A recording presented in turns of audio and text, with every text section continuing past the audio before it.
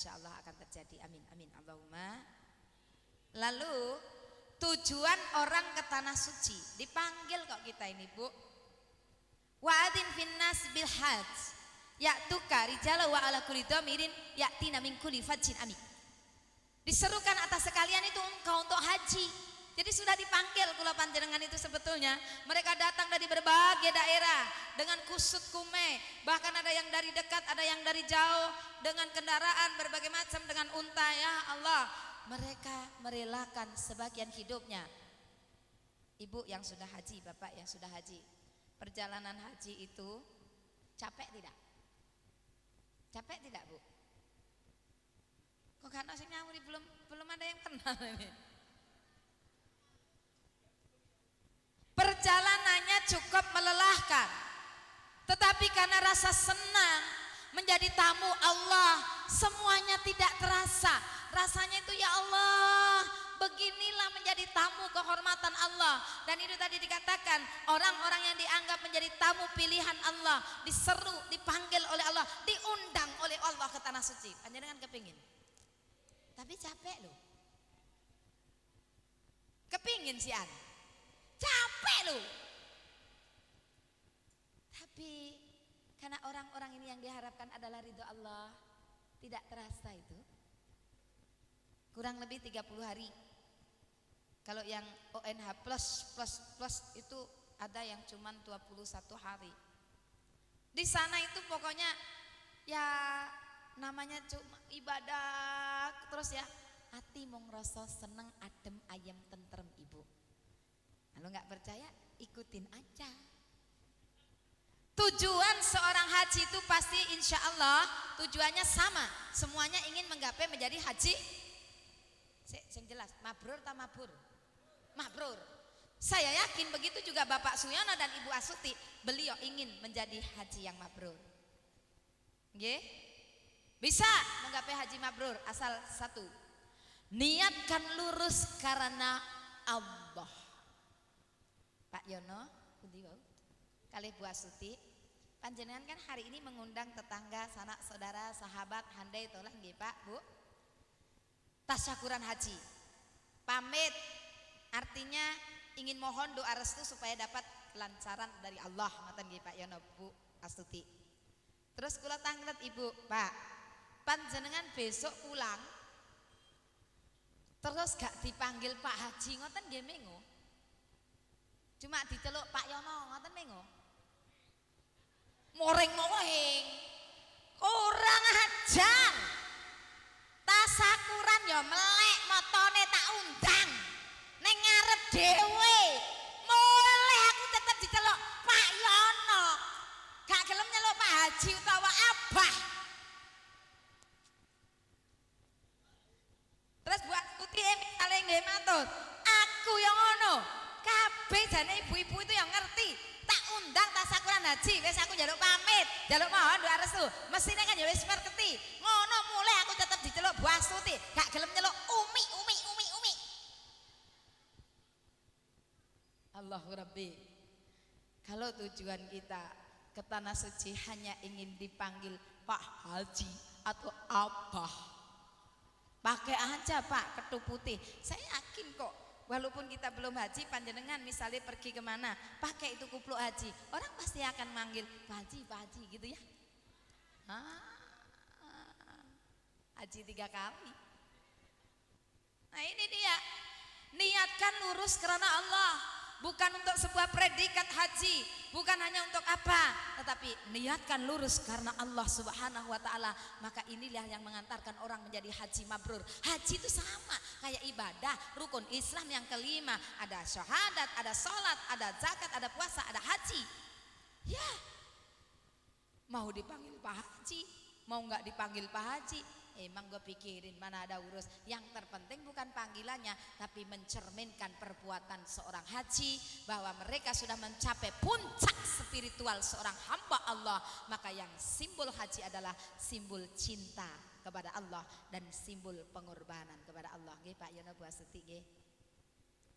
Nah, Abah mengo. Pak Yono. Pak Haji. Nah, ini dia. Saya aku yakin Pak Yono dan Bu Astuti, bismillah, niatkan lurus karena Allah, insya Allah menjadi haji yang mabrur, amin. Yang kedua, Pak Yono, Bu Astuti, ini haji yang keberapa Pak? Kedua nggih? Kedua kali nggih? Lolo ya? Lolo. Ibu juga yang kedua? Nggak apa-apa, kan ibu belum pernah ke sana. Kalau toh Pak Yono sudah pernah, ya kita kasih tahu ibu, beres toh, gampang toh. Yang kedua, ikuti aturan manasik haji. Engko haji sak geleme dhewe. Dikongkon tawaf, dikongkon yang namanya jumroh, dikongkon sa'i, dikongkon segala macam rukun haji. Si angele. Ya gelem ya tak lakoni, gak gelem ya wis. Ingat ya, ada wukuf di Arafah, ada tawaf, ada sa'i, ada niat, mengenakan baju ihram. Ya Allah, apa sih semuanya ini? Kenapa ini diperintahkan? Perjalanan haji itu adalah menghormati perjuangan Nabi Ibrahim alaihi salam, Ibunda Siti Hajar, Nabiullah Ismail alaihi salam, juga bagaimana beliau Nabi kita baginda Rasulullah sallallahu alaihi wasallam meneruskan perjuangan para nabi-nabi sebelumnya. Ya Allah, dijadikan satu bentuk ritual yang namanya haji, dan kemudian dirangkai dalam satu, ada rukun haji, ada yang namanya sunah-sunah haji dan sebagainya. Bu Astuti, nanti yang pertama apa? Yaitu niat. Tadi sudah saya sampaikan nggih, niatkan lurus krono Allah. Yang kedua, setelah itu orang mengenakan baju ihram. Dan kemudian apa? Setelah mengenakan baju ihram, pada tanggal 9 Zulhijjah wukuf di Arafah. Yang namanya haji itu sama dengan wukuf di Arafah. Tanpa ada wukuf, hajinya tidak sah. Walaupun sakit kaya apa, seonok nafase digotong itu. Wukuf memenuhi syarat rukun haji. Ya Allah, ada wukuf di Arafah. Dan di sana orang mengenakan, setelah niat mengenakan baju ihram. Kalau bapak-bapak malah tanpa jahitan sama sekali. Apa ini maknanya? Mengingatkan kula panjenengan supaya nopo, setelah kita mengenakan baju ihram, tidak ada kesombongan yang angkat bicara di sini. Karena pada hakikatnya manusia itu bayi yang baru lahir itu tidak membawa apa-apa. Kula panjenengan nanti di sana Bu Astuti diingatkan bahwa manusia itu cuma seperti ini. Kita ini tidak punya apa-apa. Kita lahir pun tidak membawa apa-apa. Maka apa? Tidak layak manusia itu untuk bertindak sombong. Di sana tidak ada berani kesombongan angkat bicara, yang ada hanyalah sepanjang mata melihat hampa. Betul?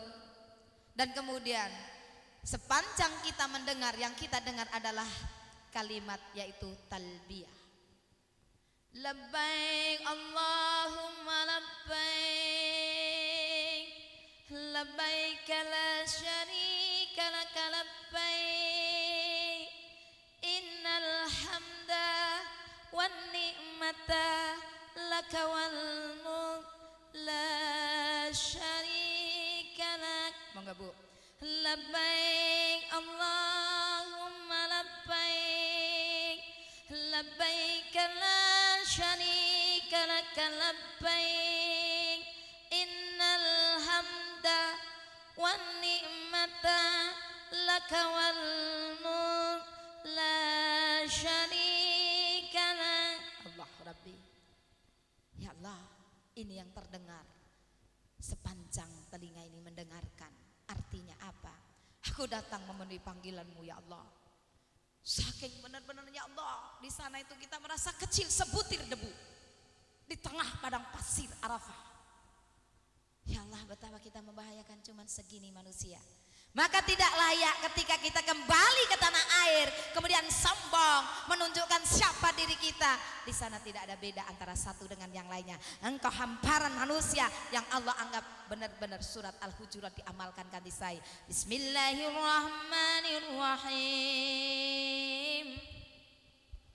Ya ayyuhan nas, inna khalaqnakum min dzakari wa unsa waja'alnakum su'uban wa qabaila lita'arafu inna akramakum 'indallahi atqakum. Al-ayah. Hei manungso, katai Gusti Allah, dawuh Gusti Allah, aku ciptakan kau semuanya itu sama, dari sepasang laki dan wanita. Kita ingat Bu, bakale menungso ki ming kaya ngono.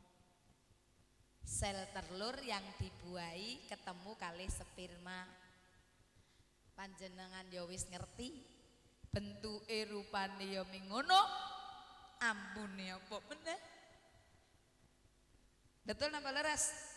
Nah ngono ki lek wis dadi menungso, ndak layak kula panjenengan itu sombong di dalam bumi Allah ini. Karena apa? Kita ini sebetulnya tidak mampu berbuat apa-apa tanpa ada kuasa dari Allah. Leres napa betul? Apapun kita, siapapun diri kita, manusia itu ya Allah yang ada.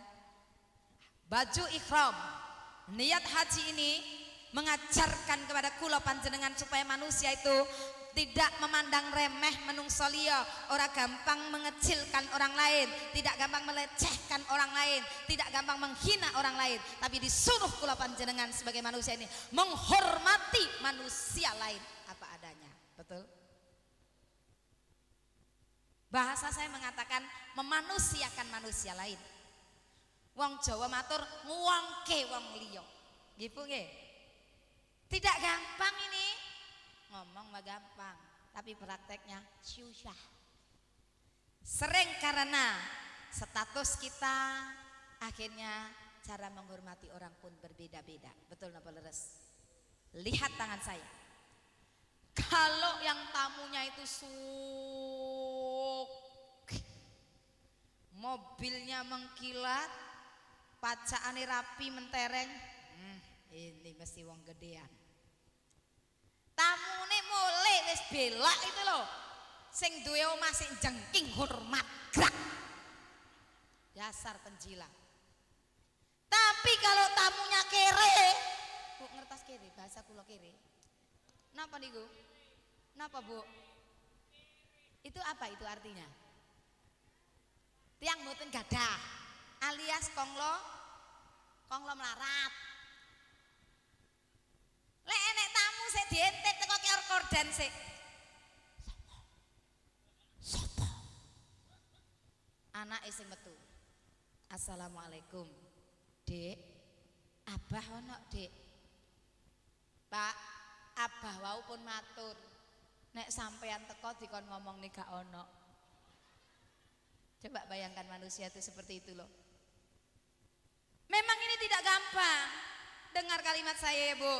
Kalau yang harus kita hormati itu orang besar, kalau yang harus kita hormati itu pembesar, itu perkara kecil, semua orang bisa. Tapi sebaliknya, ketika seorang anak manusia harus menghormati orang kecil, demi Allah, itu perlu jiwa besar. Tidak semua orang bisa menjalankannya. Betul napa leres?